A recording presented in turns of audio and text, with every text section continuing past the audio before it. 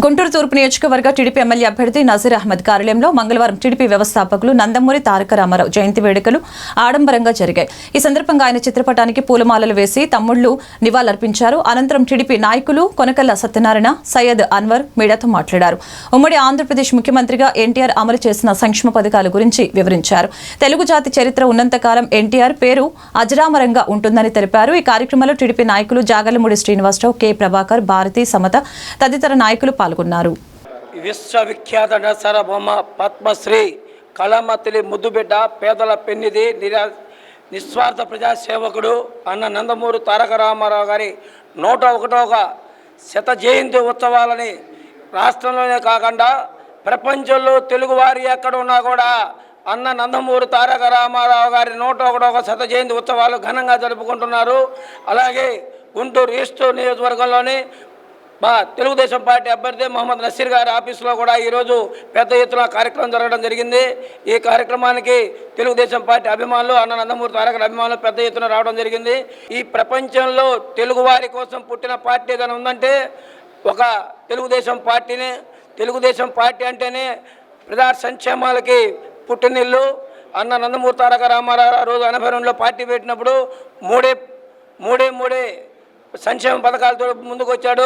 ఆ 3 సంక్షేమ పథకాలు పేదవాడికి పట్టెడు అన్నం కోసం కిలో 2 రూపాయలకి కిలో బియ్యం పెట్టడం జరిగింది.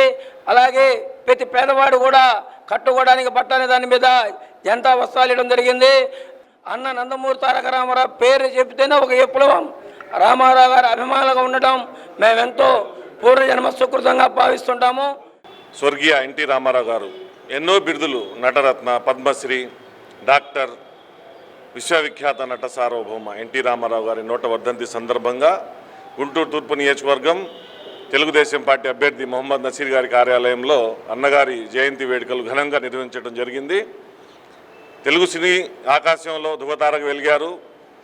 తెలుగు రాష్ట్ర రాజకీయాల్లో కూడా ధృవతారగా వెలిగారు. ఎందరో చెప్తుంటారు ఆయన గురించి.